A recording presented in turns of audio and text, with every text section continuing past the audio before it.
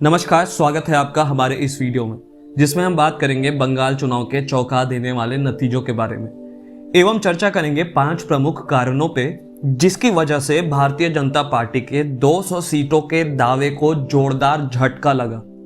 प्रमुख कारणों पे चर्चा शुरू करने से पहले हम दर्शकों से अनुरोध करेंगे कि देश में पांव पसार चुकी महामारी से हमें एकजुट होकर लड़ना होगा, जिसके लिए व्यर्थ बाहर जाने से बचें और अगर किसी महत्वपूर्ण कारणवश बाहर जाना भी पड़े तो मास्क जरूर लगाएं और ध्यान रहे अपने नाक, आंख और मुंह को छूने से पहले हाथ को सैनिटाइज करना या धोना कभी मत भूलें। और आखिर में 2 गज की दूरी, मास्क है जरूरी। तो चलिए आते हैं अपने 5 कारणों पे। हालांकि मैं कोई बहुत बड़ा राजनीतिक विश्लेषक तो नहीं, लेकिन जो 5 कारण है वो बहुत ही ज्यादा स्वाभाविक है। पहला कारण जो व्यक्तिगत रूप से मेरे मन में तब से था जब से चुनाव प्रचार शुरू हुए, और वो है भारतीय जनता पार्टी के द्वारा माननीय प्रधानमंत्री श्री नरेंद्र मोदी के नाम को नींबू की तरह निचोड़ा जाना। इसमें कोई दो राय नहीं कि प्रधानमंत्री बहुत ज्यादा लोकप्रिय हैं, लेकिन किसी भी विधानसभा चुनाव में प्रधानमंत्री को भारतीय जनता पार्टी के एक कार्यकर्ता के रूप में किसी भी स्थानीय लोकप्रिय चेहरे का प्रचार करना चाहिए, जिस चेहरे को बंगाल की जनता पूरे चुनाव प्रचार के दौरान ढूंढते रह गई और ये रिक्त स्थान रिक्त ही रह गया, जिसकी वजह से ममता बनर्जी ने पूरा चुनाव प्रचार बाहरी बनाम स्थानीय के नारे से ही किया और आखिरकार 200 से भी ऊपर सीटें भाजपा को ना मिलके तृणमूल को मिली। दूसरा कारण जिसके बारे में चर्चा मैंने पुराने वीडियोस में भी किया है, जो कि है लैक ऑफ सर्वे या सही पैमाने पे सर्वेक्षण की कमी, और इसी वजह से तृणमूल के चुनावी सलाहकार प्रशांत किशोर की डबल डिजिट वाली बात सही हुई। हालांकि मैं भी सहमत नहीं था प्रशांत किशोर के दिए बयान से, लेकिन आखिरकार वही हुआ जो उन्होंने बोला, जिसका एकमात्र कारण है कि प्रशांत किशोर पिछले 1 साल से बंगाल में रह के बस एक ही कार्य कर रहे हैं और वो है सर्वेक्षण।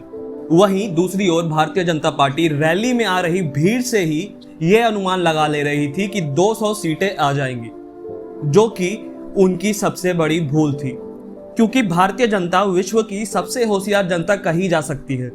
सुबह का नाश्ता किसी पार्टी की रैली में, दोपहर का खाना किसी और पार्टी की रैली में और शाम तक वोट किसी तीसरी पार्टी को। तीसरी सबसे बड़ी भूल, भाजपा ने मृतक कार्यकर्ताओं को महज नंबर बना के रख दिया था, जिसे चुनावों के दौरान इस्तेमाल किया जा रहा था। 300 कार्यकर्ता मारे गए, 400 कार्यकर्ता मारे गए। आखिर आपने किया क्या उनको न्याय दिलाने के लिए, या ऐसा क्या किया जिससे बाकी कार्यकर्ताओं के मन में बैठे डर को भगाया जा सके, जिसकी वजह से और भी युवक जिनके मन में भाजपा कार्यकर्ता बनने की इच्छा होगी, वो भी भय में रह के भाजपा का हिस्सा बनने से बचेंगे और किसी भी पार्टी की नींव जमीनी स्तर पे उनके कार्यकर्ता ही रखते हैं। मोदी जी या श्री अमित शाह आने वाले 5 सालों में बहुत होगा तो 15 से 20 बार बंगाल जाएंगे। बाकी हर साल 365 दिन उन्हीं कार्यकर्ताओं को राज्य में पार्टी की साख बचाए रखनी होगी। तो याद रखिए, उन मृतकों के परिजनों को सांत्वना देने से बेहतर है न्याय मिले और बाकियों को सुरक्षा। और जमीन पे जिस पार्टी के जितने ज्यादा कार्यकर्ता होंगे उतना ही ज्यादा शक्तिशाली होगी वो राजनीतिक पार्टी। ज्यादा समय ना बर्बाद करते हुए हम चौथे और 5वें कारण को एक साथ रख के देखेंगे, जो कि है महामारी की दूसरी लहर और चुनावों का 8 चरण में होना। जैसा कि हम जानते हैं कि कोरोना एक वैश्विक महामारी है जिससे पूरी दुनिया जूझ रही है, और दूसरे लहर में हजारों भारतीय भी इस महामारी के भेंट चढ़ गए। क्या अमीर, क्या गरीब, क्या नेता, क्या अभिनेता, क्या अच्छे, क्या बुरे, इस महामारी ने कोई भेदभाव नहीं किया। और व्यक्तिगत रूप से मैंने भी अपने प्रियजनों को इस बीमारी से हो रहे कष्टों को झेलते देखा है, जो कि वाकई दर्दनाक था। और इस महामारी से पहुंच रहे भारतीय नागरिकों को क्षति का कारण प्रधानमंत्री के द्वारा की जा रही रैलियों को बताया जाने लगा। हालांकि वर्तमान में सबसे ज्यादा संक्रमित महाराष्ट्र, कर्नाटका, केरला और उत्तर प्रदेश में है, अगर राज्य की बात करें तो, जिसका बंगाल चुनाव से कोई भी लेना देना नहीं है। हालांकि इस बात में भी दो राय नहीं है कि केंद्र सरकार इस बात से निर्भीक थी कि भारत में महामारी की दूसरी लहर भी आएगी और सब हाथ पे हाथ धरे बैठे थे। और साथ ही बहुत सारे न्यूज चैनलों पे एवं कई न्यूज पोर्टल्स पे इस बात को दिखाया एवं बताया गया।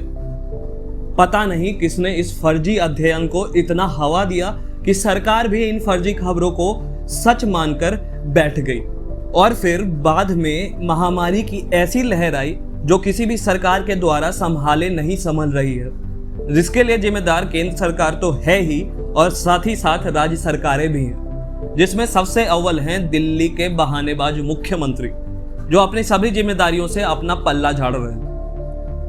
वो चाहे केंद्र सरकार हो, चाहे राज्य और चाहे विपक्ष, और इन सबसे भी ऊपर हम जनता जो इस बीमारी को हल्के में लेने लगे थे और ना ही मास्क पहनना जरूरी समझते थे और ना ही साफ सफाई रखना। हालांकि ये एक महत्वपूर्ण विषय है जिस पे हम एक अलग वीडियो में चर्चा करेंगे। जहां तक रहा बंगाल चुनाव का सवाल, ना बंगाल में इतने चरण होते, ना आखिरी 3 चरणों के पहले देश में महामारी का रौद्र स्वरूप देखने मिलता और ना ही केंद्र सरकार की महामारी के प्रति गैर जिम्मेदारियों को समाचारों में 24 घंटे मुख्य समाचार के तौर पर दिखाया जाता, जिससे बंगाल चुनाव में आखिरी 3 चरणों में भाजपा को मिल रहे मत पे अवश्य ही गहरा प्रभाव पड़ा होगा।